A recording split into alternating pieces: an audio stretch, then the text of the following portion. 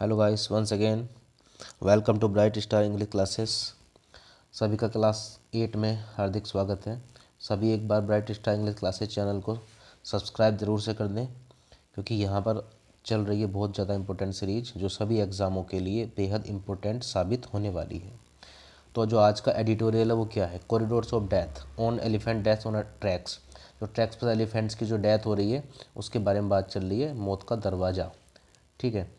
आगे देखिएगा, जो elephants are victims of train collision and defence rising man animal conflicts. जो मैन और एनिमल के जो कॉन्फ्लिक्ट हैं वो ज़्यादातर क्या होता है? Train victims, train collision, train की टक्कर से एलिफेंट्स मर रहे हैं, इलेक्ट्रिक से मर रहे हैं, ठीक है। वो चीज़ें बढ़ती जा रही हैं, ठीक। तो देखते हैं, the death of 5 elephants, 4 of them cows caused by train, ठीक, colliding with them and all within a week has again highlighted the gaps in effort to reduce man animal conflict in the country। ठीक है, तो क्या कहता है पहला paragraph? जो 5 हाथियों की जो मौत थी उनमें से 4 गायों की ट्रेन से टकराने से हुई थी। एक सप्ताह के भीतर की बात चल रही है, विद इन अ वीक, ठीक है। देश में जो मानव पशु जो कॉन्फ्लिक्ट था उसको कम करने के जो प्रयास थे, एक फिर से वो क्या हो गया? हाईलाइटेड, उसको कर दिया गया है, फिर से वो हाईलाइटेड हो गया है, ठीक है। On November 26, the first accident occurred near Madurai in Coimbatore district, ठीक, Tamil Nadu, that has seen many an elephant death on a rail track stretch that expands up to कांजीकोट, Kerala. अब क्या बात चली, जो नवंबर 26 को क्या हुआ है? नवंबर 26 को तमिलनाडु के जो कोयम्बटूर जिला है उसमें मदुकरई के पास पहली दुर्घटना हुई, जिसमें केरल के जो कांजीकोट तक फैला हुआ रेल ट्रैक था उसमें कई बार जो है कई हाथियों की मृत्यु हुई वहाँ पर, ठीक है। कांजीकोट तक जो फैला हुआ रेल ट्रैक था, समझ में आया? आगे the second accident was near जागी रोड इन Assams Morigaon district 4 days letter, ठीक है। जो दूसरा हादसा था 4 दिन बाद असम के मोरीगांव जिले के जागी रोड के पास हुआ, ठीक है। Both accident were at night, दोनों एक्सीडेंट कब हुए? रात में हुए। Elephant deaths in railway accidents are not new in India. जो एलिफेंट्स डेथ हैं रेलवे एक्सीडेंट्स के द्वारा जो होती हैं वो भारत में कोई नई बात नहीं है। अ रिप्लाई बाई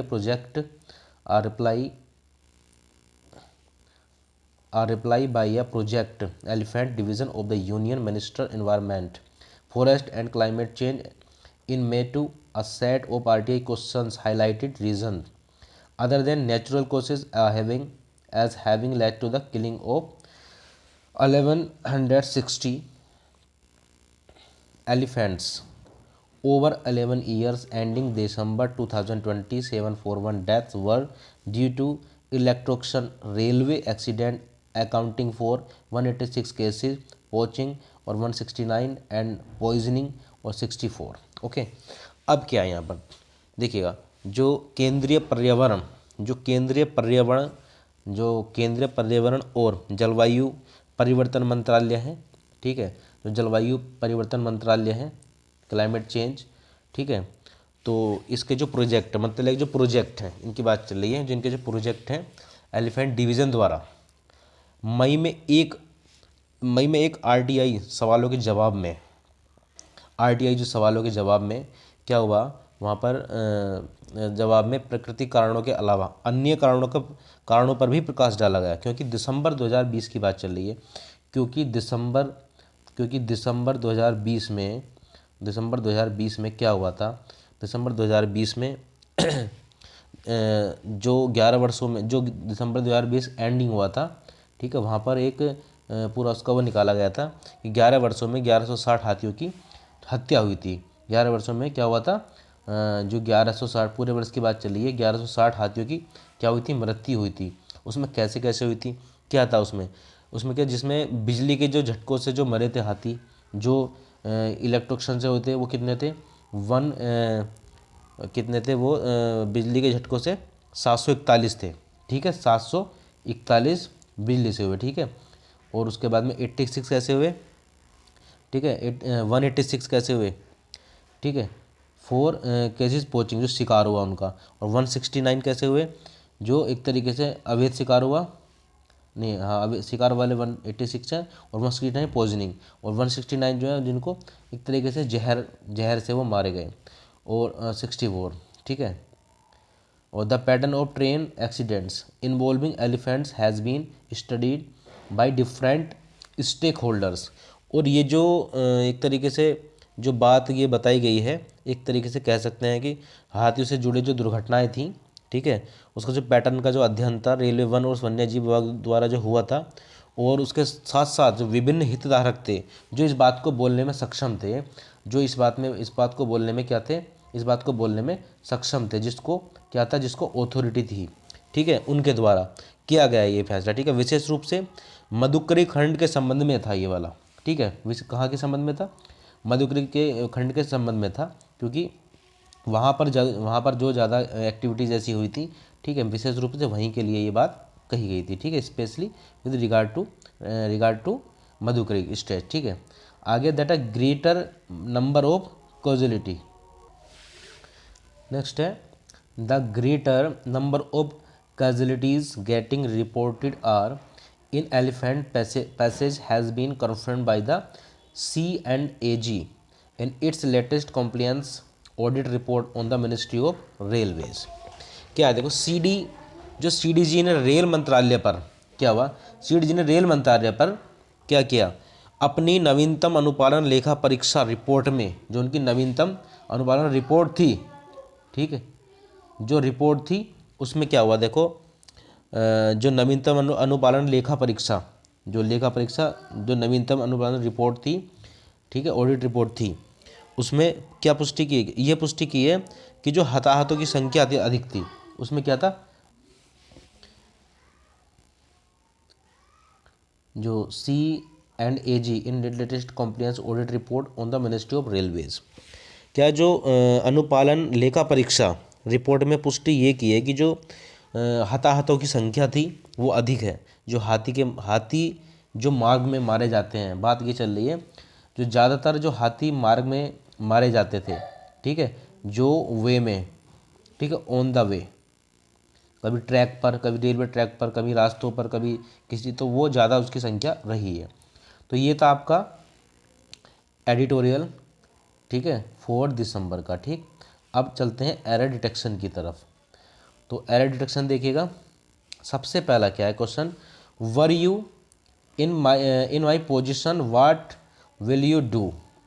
अब समझिएगा क्वेश्चन क्या है, देखिएगा स्टार्टिंग में वर आ रहा है, ठीक है, जो कि पास्ट में है। अब पास्ट है तो फिर आगे भी पास्ट ही होना चाहिए, तो यहाँ पर विल की जगह पर क्या करना पड़ेगा, हमें विल की जगह पर वुड करना होगा, ठीक है।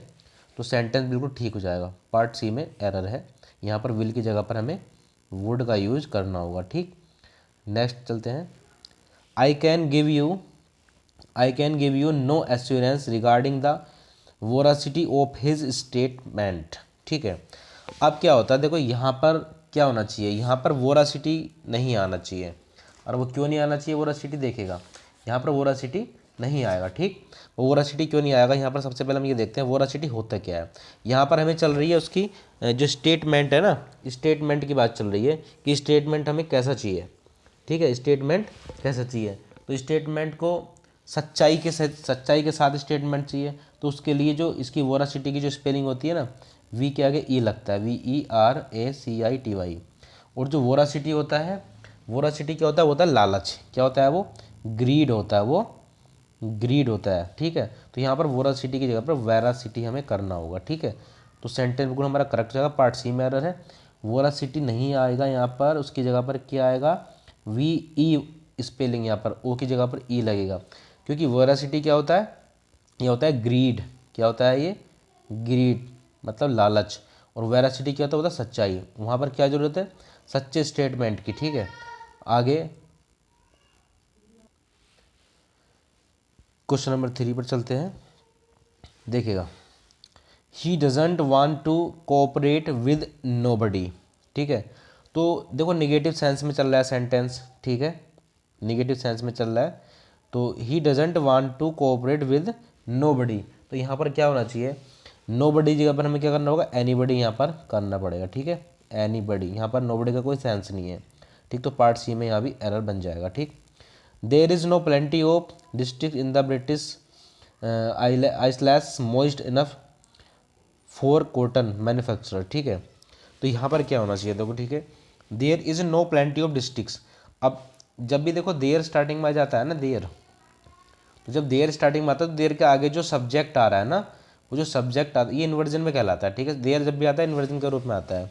जो देयर के बाद में जो सब्जेक्ट आता है उसी सब्जेक्ट के अकॉर्डिंग वहाँ पर वर्ब लगती है। पहली बात तो देयर के बाद तुरंत बाद क्या आता है, हम देयर के तुरंत बाद क्या लगाते हैं, वर्ब लगाते हैं, फिर सब्जेक्ट लगाते हैं, तो इन्वर्जन बन गया। जो ये सब जो वर्ब आई है, ये वर्ब क्या है, इधर सब्जेक्ट को देख कर लगती है, ठीक है। तो प्लेंटी ऑफ डिस्ट्रिक्ट्स की बात चल रही है। जब प्लेंटी ऑफ डिस्ट्रिक्ट्स यहाँ पर क्या है, प्लूरल है, तो यहाँ पर ईच की जगह पर क्या करना होगा, हमें आर का यूज करना होगा, ठीक है। समझ गए।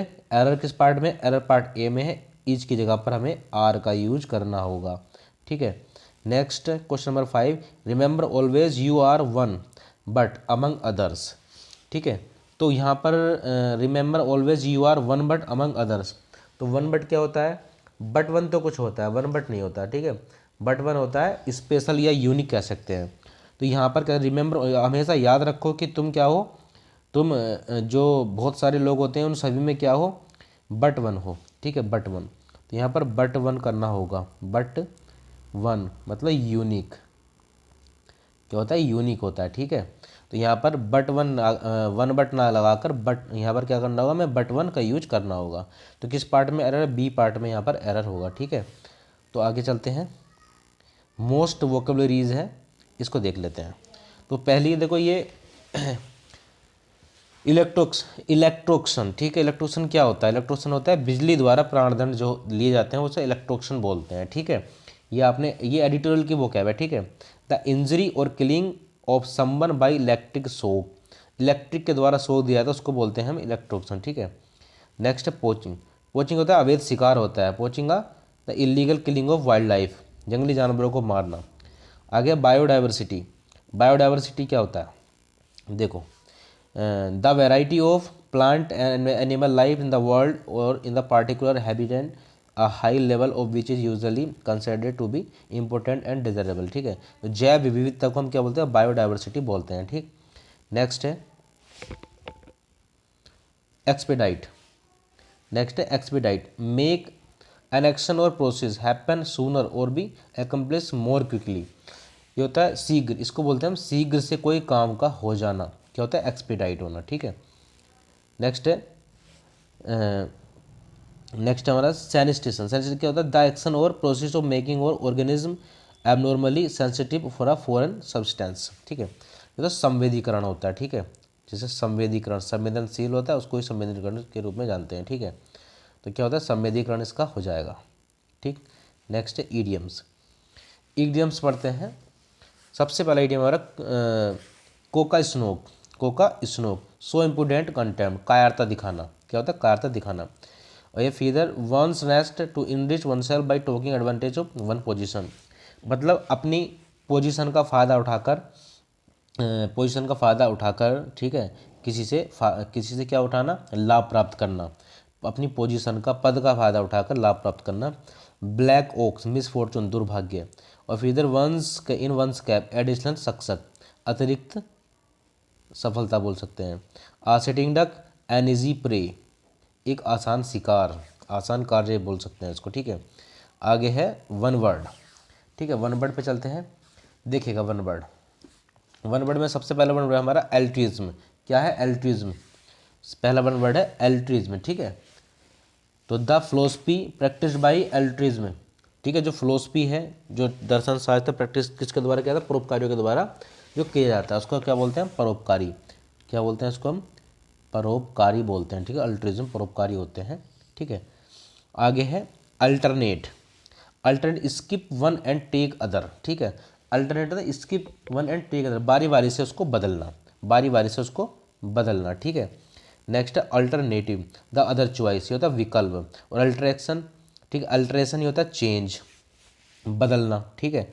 इसमें ध्यान रखना बहुत थोड़ा थोड़ा फर्क है, ठीक है। आगे ये है अल्टरकेशन। देखो वो अल्टरेशन था, ये अल्टरकेशन है, ये होता है वर्बल डिस्प्यूट। एक बोलचाल की भाषा में जो लड़ाई होती है उसको हम बोलते हैं अल्टरकेशन। अब कुछ एंटोनियम्स हैं। तो पहला एंटोनियम्स है advocate, oppose, resist, combat, contest. ठीक है, एडवोकेट क्या होता है? सहायता करना होता है। ठीक है, क्या होता है एडवोकेट? सहायता करना होता है किसी की, समझ गए?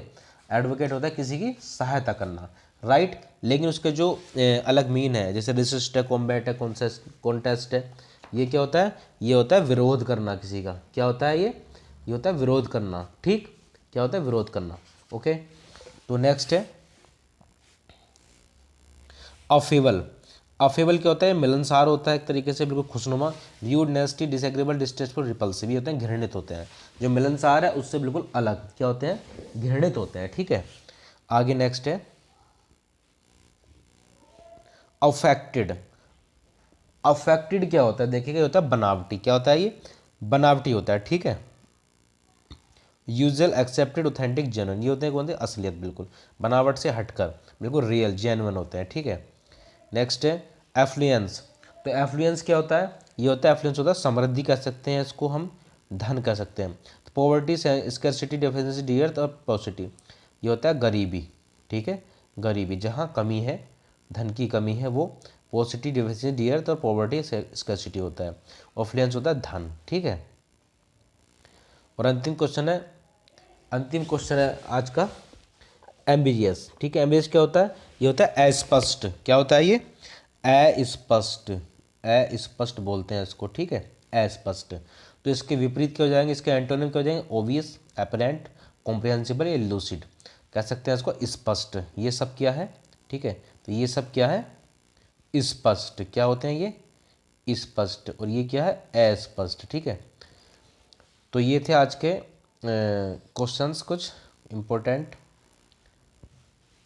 ठीक है, तो फ्रेंड्स कल की क्लास नहीं हो पाई थी। ठीक, क्लास अब डेली ही चलने वाली है। कल कुछ अर्जेंट वर्क था, वहाँ पर जाना पड़ गया था, सो क्लास में नहीं ले पाया था। लेकिन आप चैनल को सब्सक्राइब करके रखें, बेल आइकन को हिट करके रखें, ताकि जो भी वीडियो मैं सबसे पहले डाउनलोड करूँ वो सबसे पहले ही आपके पास पहुँच जाए। और दूसरी चीज़ मैं आपको ये बता दूँ, देखो हमने द हिंदू का एडिटोरियल तो स्टार्ट हमने कर ही दिया है। ठीक है, द हिंदू स्टार्ट कर दिया है, प्लस जो क्वेश्चन चल रहे थे, कुछ एरर के क्वेश्चन चल रहे थे, कुछ वोकैब के चल रहे हैं। ठीक है, ये भी आपके कंटिन्यू चल ही रहे हैं।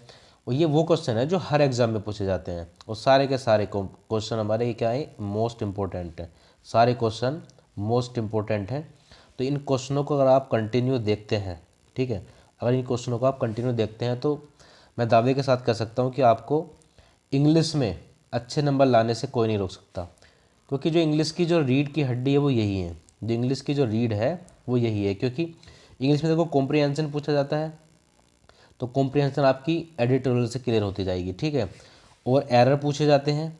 एरर देखो, एरर से आपके कितने टॉपिक क्लियर हो रहे हैं। जो एरर का हम टॉपिक हमने चला रखा है, एरर से आपका एक तो सेंटेंस इम्प्रूवमेंट क्लियर है, और फिल इन द ब्लैंक भी कहीं ना कहीं क्लियर होता है। ठीक है, और दूसरी चीज़ कॉम्प्रिहेंशन से कितने फ़ायदे हैं?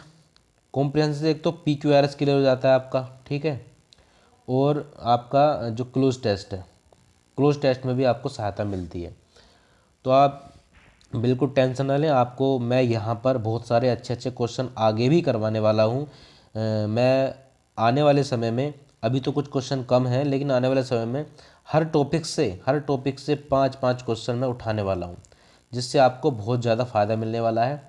और आप किसी भी एग्ज़ाम को दे रहे हैं जिसमें इंग्लिश पूछी जाती है, तो आप अपनी उम्मीदों पर बिल्कुल खरा उतरेंगे। आपको इतना फ़ायदा मिलेगा, कम से कम एटलीस्ट आप 1 मंथ इस सीरीज को ज्वाइन कर लीजिए और देख लीजिए कंटिन्यू। उसके बाद किसी भी प्रीवियस एग्ज़ाम पेपर को निकाल कर सोल्व करने बैठ जाइए, चाहे उसमें वोकैब आए, चाहे उसमें आपका कॉम्प्रिहेंशन आए, चाहे उसमें ईडियम्स आए, चाहे उसमें एरर आए, चाहे सेंटेंस इम्प्रूवमेंट आए, चाहे PQRS आए, कुछ भी उसमें है, तो उसको आप अच्छे से सोल्व करने में सक्षम हो पा रहे हैं, यह आप खुद देख सकते हैं। ठीक है, आप एक अपने आप को दूसरी स्थिति में ही पाएंगे अगर 1 महीना इस सीरीज को आप देखते हैं। ठीक है, तो देखने के लिए धन्यवाद, और चैनल को सब्सक्राइब करें, लाइक करें, शेयर भी करते जाएं। ठीक है, आपका दिन शुभ हो।